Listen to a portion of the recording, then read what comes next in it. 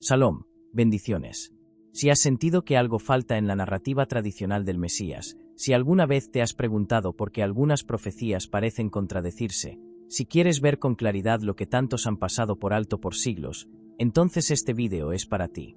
Porque hoy te voy a hablar de un tema que ha sido velado para muchos, pero que está revelado claramente en las escrituras hebreas. Vamos a explorar la clave que puede desbloquear tu comprensión profética como nunca antes. ¿Por qué los profetas hablaron de dos Mesías? Y si te quedas hasta el final, te prometo que vas a ver la Biblia con nuevos ojos. Así que suscríbete al canal, activa las notificaciones y prepárate para entrar a una profundidad que transforma. Porque esto no es religión, es revelación. Desde tiempos antiguos, los sabios de Israel se enfrentaron a una tensión profética. Por un lado, hay profecías que describen a un Mesías humilde, sufriente, rechazado por su pueblo y entregado a la muerte.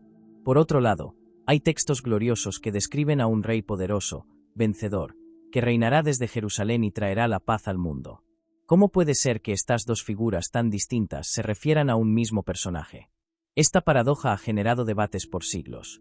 Pero las Escrituras, cuando se leen con entendimiento hebreo, nos muestran que no hay contradicción, sino un misterio revelado. Los profetas hablaron de dos Mesías. Uno sufriente, Masías ben Yosef, y uno reinante, Masías ben David. Y no se trata de una invención mesiánica moderna. Esta idea está profundamente arraigada en los textos rabínicos. En el Talmud, Sukkah 52, se menciona explícitamente a Masías ben Yosef, el Mesías hijo de José, como una figura que muere en batalla, una figura que precede al reinado del Mesías hijo de David. Según los sabios, esta primera manifestación mesiánica está destinada al sufrimiento y la guerra, mientras que la segunda trae redención final y restauración. Pero antes de ir a los textos rabínicos, regresemos a las Escrituras. Leamos por ejemplo Isaías 53, un capítulo que muchos en el judaísmo tradicional han evitado leer en público debido a su impresionante similitud con la vida de Yeshua de Nazaret. Allí dice: despreciado y desechado entre los hombres, varón de dolores, experimentado en quebranto. Ciertamente llevó él nuestras enfermedades, y sufrió nuestros dolores. Mas el herido fue por nuestras rebeliones, molido por nuestros pecados. Isaías 53, 3-5. Este pasaje no encaja con la figura del Mesías glorioso. No es un rey en trono de oro, sino un siervo doliente. ¿Cómo puede ser el mismo que en Zacarías 14, 9 es descrito como rey sobre toda la tierra? La respuesta está en el modelo profético de Yosef. El mismo José, hijo de Jacob, fue rechazado por sus hermanos, vendido por ellos, humillado y olvidado. Pero luego fue exaltado como el segundo después del faraón, y al final, sus hermanos lo reconocieron. Esta es la figura de Masías ben Yosef, el Mesías rechazado por su pueblo, que salva a las naciones y luego es reconocido por Israel. La historia de José es un patrón profético. Los sabios entendieron esto. En el Midrash Bereshit Rabba 85, 1 se dice: todo lo que le ocurrió a José le ocurrirá al Mesías.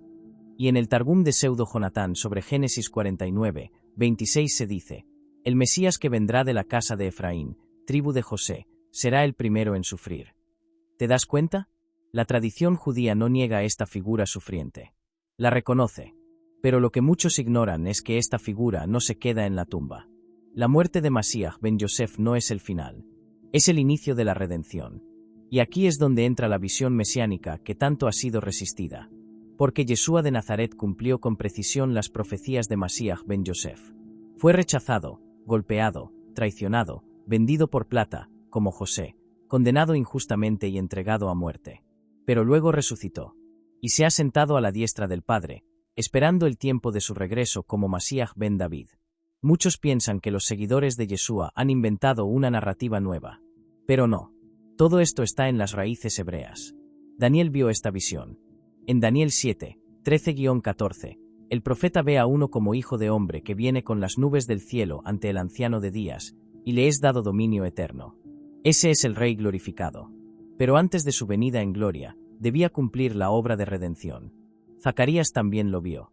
En Zacarías 12:10 dice: y mirarán a mí, a quien traspasaron, y llorarán como se llora por hijo unigénito.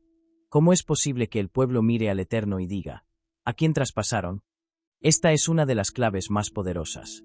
El Eterno mismo, manifestado en el Mesías, fue traspasado.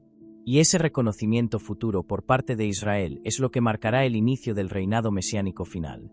Uno de los errores más comunes es pensar que la primera venida de Yeshua fue un fracaso. Pero no fue así.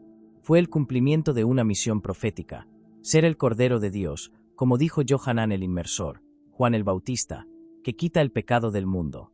¿Qué otra figura en la historia de Israel ha cumplido con tanta exactitud los requisitos del siervo de Isaías, el justo que sufre por los pecadores? Por eso, aquellos que estudian las Escrituras desde las raíces hebreas, comienzan a ver con claridad que no se trata de dos Mesías distintos, sino de dos manifestaciones del mismo ungido. Primero viene como Redentor espiritual, luego como Rey conquistador. Yeshua vino como Masías ben Yosef, y regresará como Masías ben David. Hay una bendición profunda para aquellos que entienden esta revelación, porque no solo aclara las profecías, sino que prepara tu corazón para el regreso glorioso del Mesías. Como dijo Yeshua en Lucas 12 y 27, cuando hablaba con los discípulos camino a Emaús, y comenzando desde Moisés y siguiendo por todos los profetas, les declaraba en todas las Escrituras lo que de él decían. Las Escrituras hablan de él desde el principio, pero hay que tener ojos abiertos para verlo. Volvamos a otro texto clave, Isaías 9, 6, 7. Porque un niño nos es nacido, hijo nos es dado, y el principado sobre su hombro. Su nombre será admirable, consejero, Dios fuerte, Padre eterno, príncipe de paz. ¿Cómo puede nacer un niño y al mismo tiempo ser llamado Dios fuerte y Padre eterno? Esto solo puede entenderse a la luz del misterio de la encarnación del Verbo en Yeshua. Esto no es teología griega, esto es raíz hebrea. El Eterno se revela a través del Mesías. Amós 3, 7 nos recuerda, porque no hará nada el Señor, sin que revele su secreto a sus siervos los profetas. Y los profetas hablaron, pero muchos no han escuchado. Muchos han filtrado las profecías a través de doctrinas humanas, y han perdido la coherencia del plan de redención. Pero el tiempo ha llegado para que el velo se quite, para que Israel vea a su Masías, y para que las naciones entiendan la conexión inseparable entre las promesas de Abraham y la redención en Yeshua. Algunos temen esta revelación. Piensan que reconocer a Yeshua es abandonar el judaísmo. Pero es todo lo contrario. Es abrazar su cumplimiento. El Mesías no vino a destruir la Torá, sino a cumplirla. Como él mismo dijo en Mateo 5 y 17, no penséis que he venido para abrogar la ley o los profetas, no he venido para abrogar, sino para cumplir. Su vida fue una manifestación viva de la Torá. Por eso pudo decir, escudriñad las Escrituras, ellas son las que dan testimonio de mí. Juan 5 y 39. En conclusión, no hay dos Mesías distintos, sino un solo ungido con dos misiones. Primero, el siervo sufriente que redime. Después, el Rey glorioso que gobierna. Esta es la clave que muchos ignoran, pero que tú, al ver este vídeo, estás comenzando a descubrir. Y eso no es casualidad. Es tiempo de despertar. Es tiempo de volver a las raíces. Es tiempo de preparar el camino del Rey. Así que si este mensaje tocó tu espíritu, si te reveló algo que antes no veías, te invito a que no te lo guardes. Compártelo. Suscríbete al canal. Activa la campana. Y déjame tus preguntas en los comentarios, porque esto apenas comienza. Vamos a seguir profundizando en las raíces hebreas, en las profecías y en el cumplimiento mesiánico. Porque conocer la verdad te hará libre. Y ahora que estás aquí, en este momento, frente a esta verdad que ha estado velada por siglos, quiero decirte algo importante. El plan de Dios nunca ha sido improvisado. Todo ha estado escrito desde el principio, codificado en la Torá, revelado a los profetas, confirmado por los escritos del Brit Hadashah, el pacto renovado. Cada paso del Mesías fue anunciado con anticipación, y cada silencio de las Escrituras esconde una revelación para el que escudriña con fe y no con religiosidad. La historia de los dos Mesías no es un recurso didáctico. Es una estructura profética que refleja dos aspectos del corazón de Dios, su misericordia y su justicia. El Mesías ben Yosef refleja su misericordia. Él viene para cargar con nuestro pecado, para hacerse uno con nuestro dolor, para interceder como el Cordero que fue inmolado desde antes de la fundación del mundo. El Mesías ben David refleja su justicia. Él viene a reinar con vara de hierro, a restaurar el trono de David, a establecer el reino eterno desde Jerusalén. Yeshua mismo dejó claro que su primera venida no sería para reinar, sino para servir y dar su vida en rescate por muchos, Mateo 20:28. Por eso, cuando entró en Jerusalén montado sobre un pollino de asna, Zacarías 9:9, estaba cumpliendo el rol del Mesías ben Yosef. Pero también dijo, Desde ahora no me veréis más, hasta que digáis, Baruch haba Besem Adonai, Mateo 23:39, anunciando su regreso, no como siervo, sino como rey, en cumplimiento de Salmo 2. Pídeme, y te daré por herencia las naciones, y como posesión tuya los confines de la tierra. Muchos han caído en la trampa de desechar lo que no entienden. Algunos en el judaísmo tradicional niegan a Yeshua porque no cumplió las profecías de dominio mundial, sin ver que primero tenía que venir como redentor. Otros en el cristianismo moderno ignoran las raíces hebreas y han desarraigado al Mesías de su contexto profético, olvidando que Él es el Rey de Israel, que no vino a fundar una religión nueva, sino a restaurar lo que estaba perdido en la casa de Jacob. Por eso este canal existe. Para volver al origen. Para revelar lo que fue dicho por los profetas y lo que Yeshua mismo explicó a sus discípulos. Para que nadie más camine en tinieblas. Porque como dice Oseas 6:2, nos dará vida después de 2 días, al tercer día nos resucitará, y viviremos delante de Él. Este es el tiempo profético en que Israel empieza a despertar.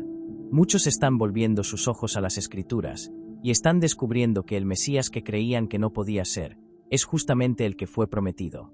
Y no es coincidencia que el mismo pueblo de Israel haya sido llamado siervo en Isaías, pero también haya un siervo individual que sufre por los pecados de otros.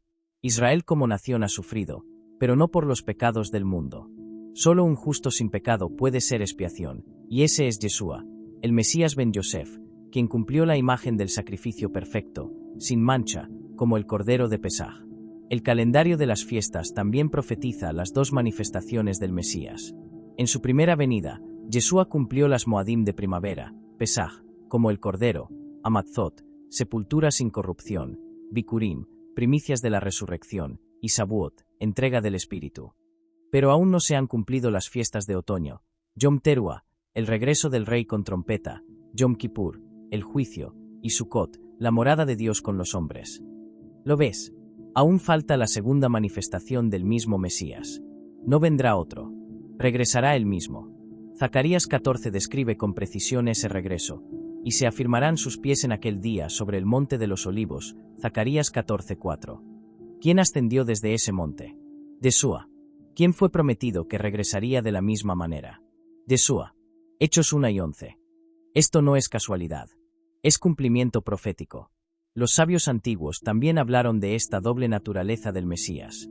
El Zohar, texto cabalístico de gran influencia, dice en la sección sobre Éxodo que el Mesías será revelado en una forma humilde, y luego será ocultado por un tiempo, para después ser revelado en gloria. ¿Quién puede negar que eso ya ha comenzado a cumplirse?